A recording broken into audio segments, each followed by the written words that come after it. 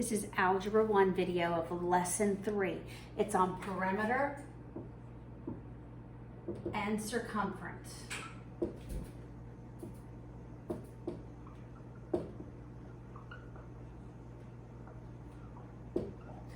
Both of these calculations are one-dimensional. It's as though we can lay a ruler on it, measure the lengths, and walk all the way around it. So both of these are one-dimensional. For perimeter, if I were looking at that polygon, and it's a polygon because every side is a line segment, the perimeter of that polygon is just the measurements of all of these line segments added together. So if I labeled them A, B, C, D, E, and F, let's look at a few things. The perimeter would be the length A plus the length B plus C plus D plus E plus F. I want us to look at a couple of facts with this polygon. The length A and the length C are going to equal the length A. So this bottom segment E is as long as A plus C as the two horizontal segments at the top. Okay, so that length E is going to be the sum of A plus C. By the same token, F, that's a vertical line. This vertical side is the same length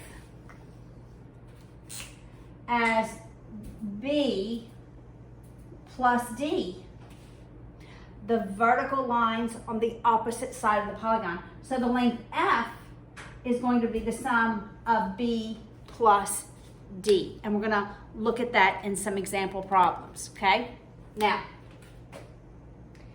in every circle,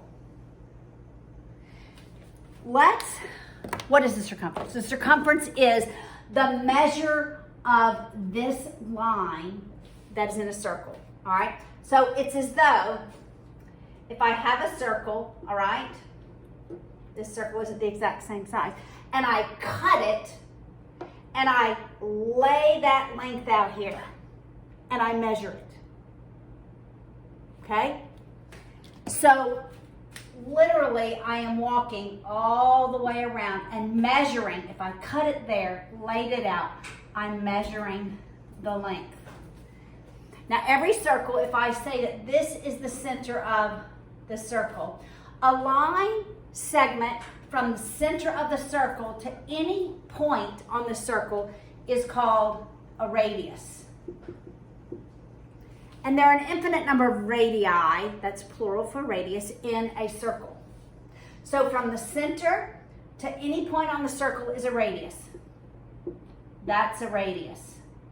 That's a radius. That's a radius, okay? For every circle, any line segment that goes through the center, so through the center, and its endpoints lie on the circle, that is called a diameter. Notice something about a diameter and a radius. If I just looked at this side, that's a radius, right? If I just looked at that side, that's a radius. So the diameter is equal to 2 times the length of the radius. So there are two formulas for circumference.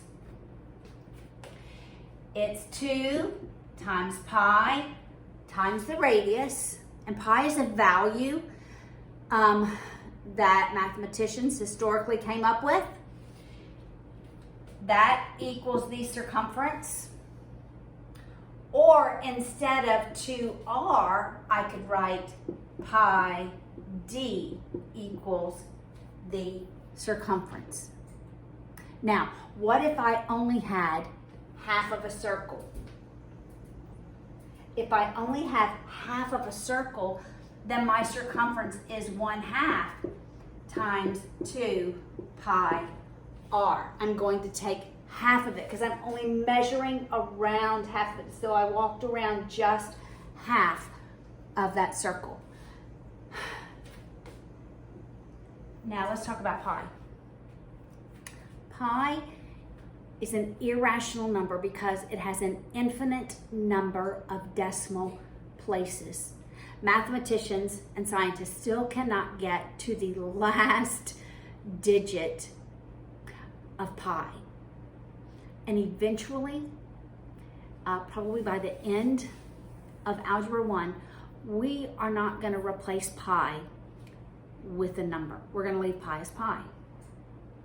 But for now, pi, we're going to approximate to be 3.14. Okay, 3.14. All right, so let's work through some of the example problems.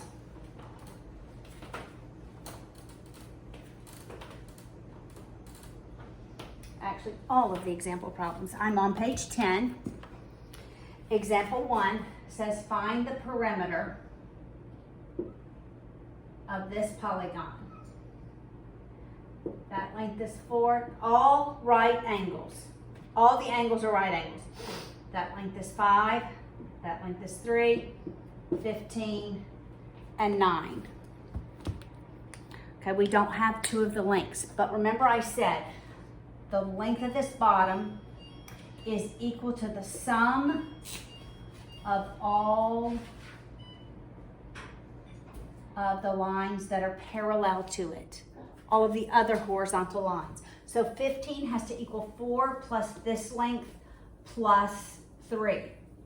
So 15 has to equal 4 plus, we don't know that length, plus 3. Well, that's 7. What do I need to add to 7 to get to 15? I need 8. So that's how I calculate that length.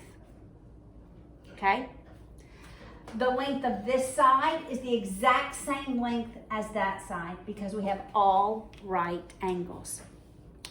Now, I can add I'm walking all the way around, making sure I have the length of every side to find my perimeter. So the perimeter is 4 plus 5 plus 8 plus 5 plus 3 plus 9 plus 15 plus 9. All right, so let's just start. I'm going to add, okay, the commutative property of addition says, as long as all of these are added, I can add them in any order, okay? As long as they're all added. If there's a subtraction sign in there, I cannot do that, okay? So I'm going to add 5, 5, and 15. So that's 5, 10, and 25. I'm going to add my 9 and my 9 because I know that's 18. Then I'm left with 4 plus 8, which is 12, plus 3, which is 15. I'm going to go back and look at my units. It doesn't give me the unit measurement. All right, so I'll just use units. Looking one more time, I don't see the unit. Okay, I'm going to add 25 and 15. Remember, it's important to be able to add and do mental math. So that is 40 plus 18. So the perimeter is 58 units. You just use a generic measure if the measurement's not given, like inches. Oh, actually it says inches. There we go, inches. So we're going to use inches. Okay, you use the measure. That has to be part of your answer. Okay. Now look at the second problem is circumference. Okay. It says the radius of a circle is 3 centimeters. What is the circumference? Remember, we have 2 formulas. Circumference is 2 pi r and circumference is pi d. Remember the value pi we're going to use 3.14, remembering my rules when I multiply with the decimal place, right? All right, so since I'm given the radius, I'm using this first formula up here. Circumference is 2 times pi times 3. I can multiply 2 times 3, that's 6 times pi. For pi, I'm going to substitute in 3.14. I will multiply it over here, 3.14 times 6. Remember, I multiply, it doesn't, the decimal places don't matter now. 6 times, they will matter once I get the solution. 6 times 4 is 24. Carry my 2. 6 times 1, I'm multiplying. 6 times 1 is 6. Add 2 more, that's 8. 6 times 3, that's 18. Now I go back and look at my decimal places. I have none here. I have 2 here. So my decimal is here. I move it 2. So my circumference is 18.84 centimeters. Okay? Look at example 3.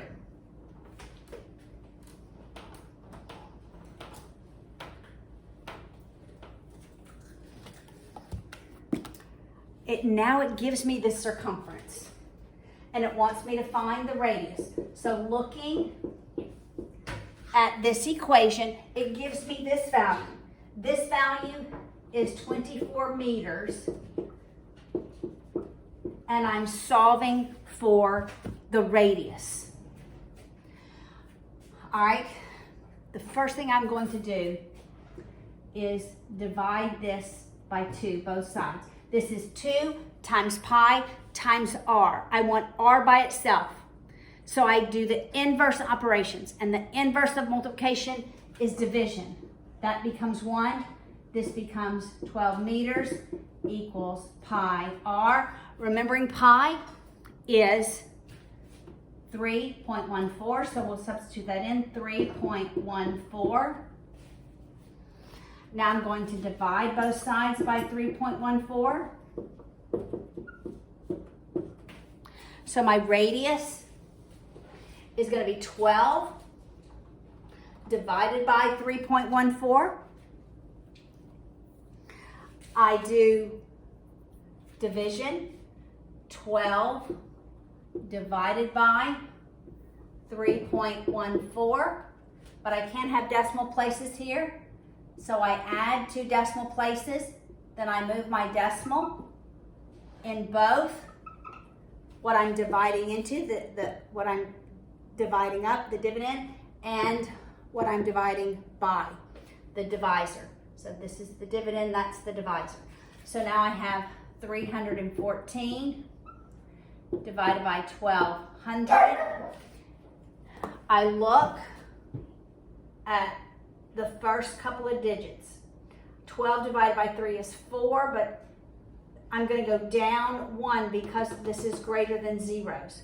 So I'm going to say that this can go into 1200 not 4 times. I'm going down 1 to 3. Remember, my decimal place is here now.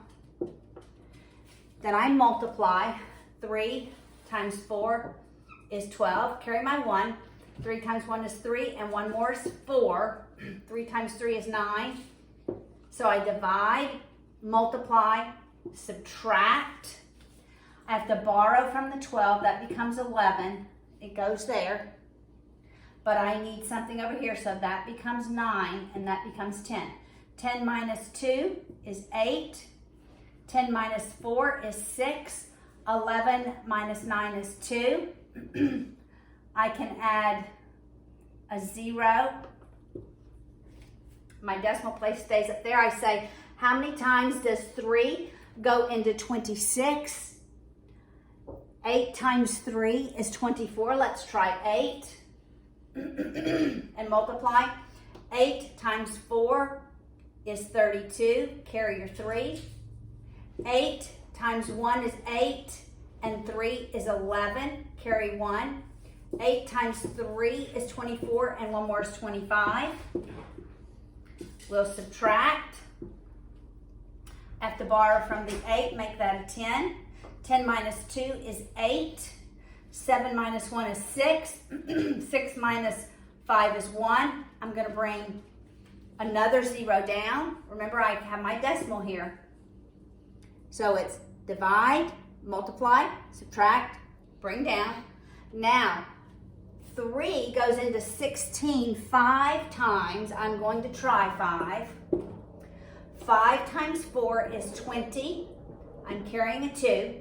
5 times 1 is 5, and 2 more is 7. 5 times 3 is 15. And we will just go to 2 decimal places, 3.85.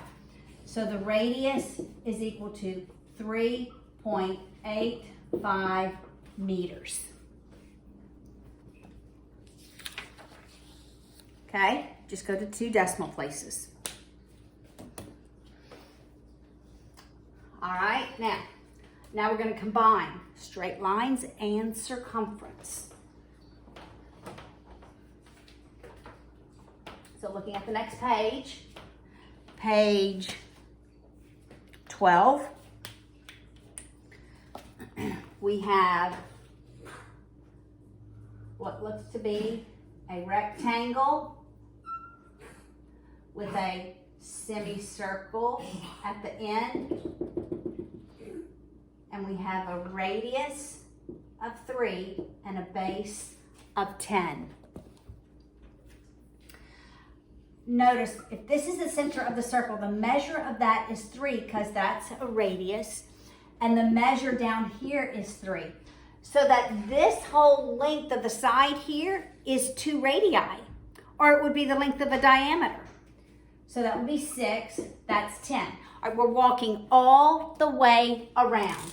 So I'm gonna add 10 plus 6 plus 10 plus half the circumference of that circle because it's a semicircle.